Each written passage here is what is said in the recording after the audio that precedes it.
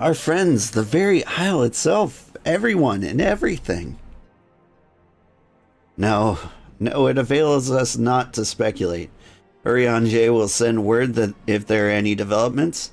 Until such time as he does, we must remain firmly focused on that which is within our power to change. With that in mind, I would speak of a different matter, one closer to home.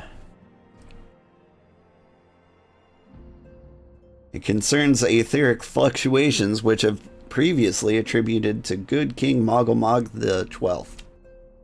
The king is no more is a blessing for which we have you to thank. Yet all is not well in the Twelveswood. Our latest readings reveal an ongoing aetheric disturbance of considerable magnitude. They may even suggest the presence of a primal. Needless to say, the mere possibility warrants immediate investigation. I would have you... Asilla? I do not wish to interrupt, but we have a problem. Wait, is her name Asilla Minfilia? What manner of problem? A band of refugees, hailing from Ul'dah this time, are come to Revenant's Toll seeking asylum. It would seem they expect us to offer the same treatment we gave the Domans. At present, they are in the 7th heaven, awaiting a formal response. I see. Mayhap this was to be expected. I shall meet them at once. Asilla, you know full well we haven't the resources to accommodate many more people. Consider what will happen if you do this. Word will spread and more will follow. Your opinion is duly noted, but I will hear their suit.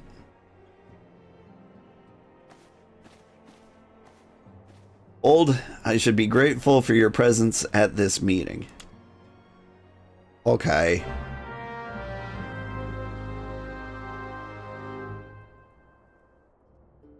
Let's go deny some refugees.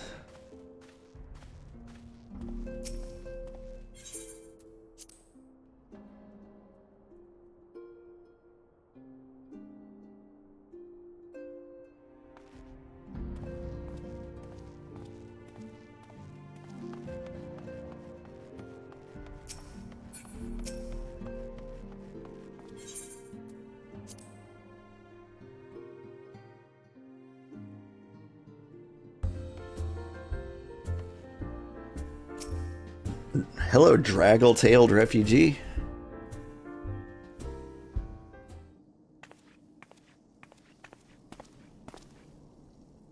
I apologize for keeping you waiting. My name is Minfilia. I lead the Scions of the 7th Dawn. 12 be praised, it is you! We're ready and willing to work, same as the Domans. Just give us a task and we'll see it done.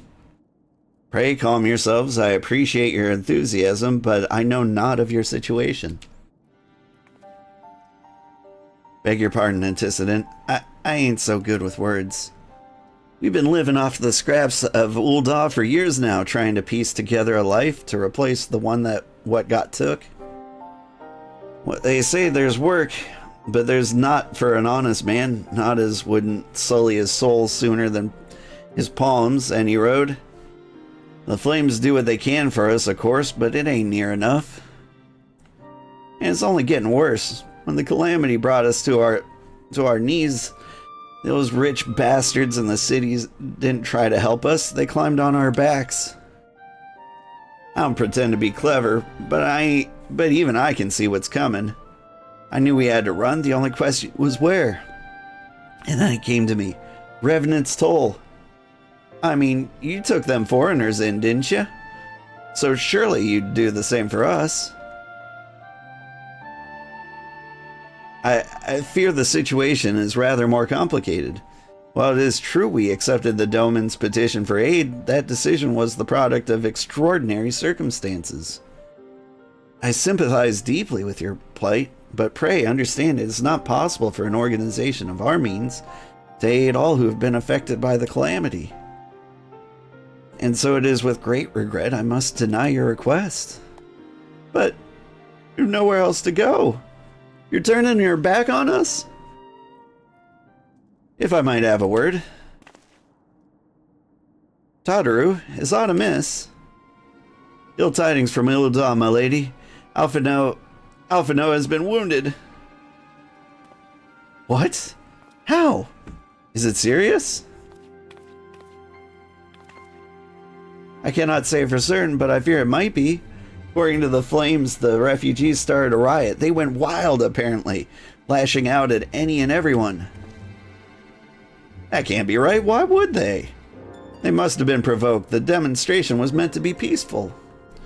Seven hells, now the Blades have an excuse. They'll round us up and kill anyone who tries to resist. Antecedent, please, if you don't help us build a new life, at least help us keep the ones we got.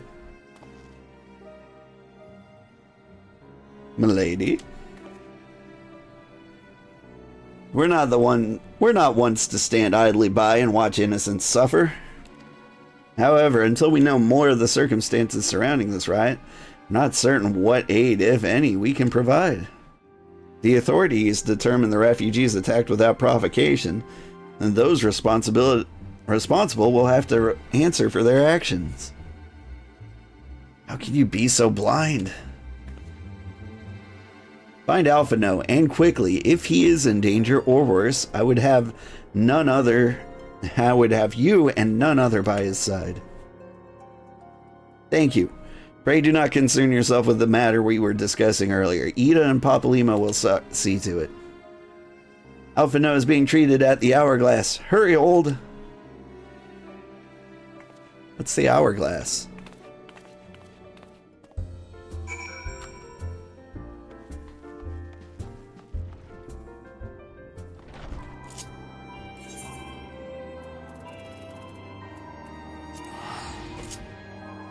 Good evening, how's things? Things are pretty good. We sat in a queue for half an hour waiting to beat Leviathan. I'm glad it went well. I mean, of course it went well. Oh, the Hourglass is the name of the Adventurers Guild? That doesn't sound right. I feel like it... I thought it was the Quicksand. Is the Hourglass the inn above the Quicksand? Trial queues tend to be long there. Yeah. I thought like random queues would like bring people from any server. Am I wrong? Should I hop on another server if I want to queue up?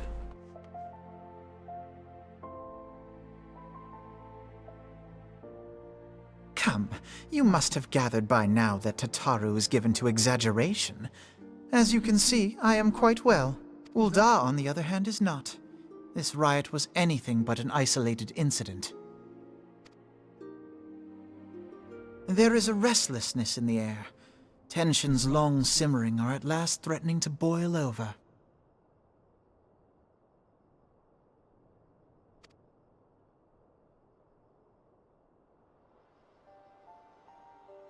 Ul'dah is a nation infamous for the great disparity between the wealthy and the poor.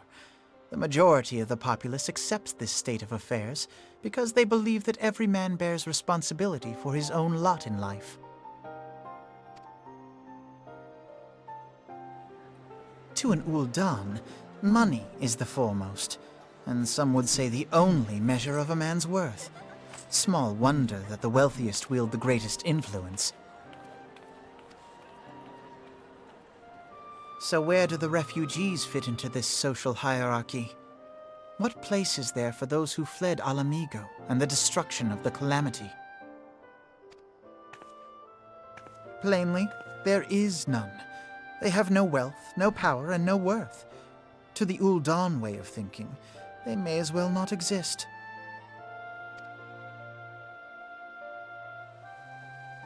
Choosing to ignore their existence, however, is patently not an option. General Rauban and the Sultana understand this, which is why they ordered the Immortal Flames to provide the refugees aid and succor.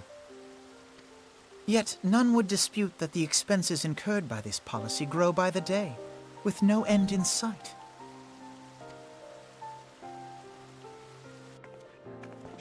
This has prompted more and more Uldans to question their obligation to aid these worthless wanderers. While more and more refugees have come to resent their treatment at the hands of the sneering citizenry.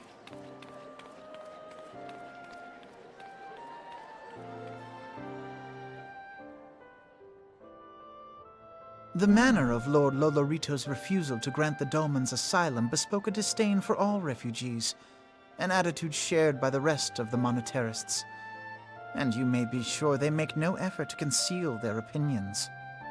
It was only a matter of time before the refugees united in protest, nor is it any surprise that some among them would ultimately resort to violence.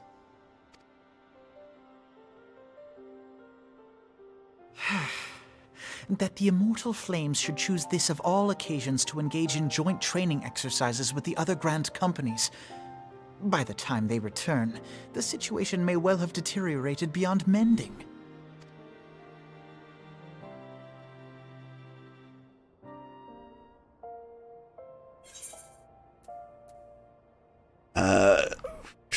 I like earrings.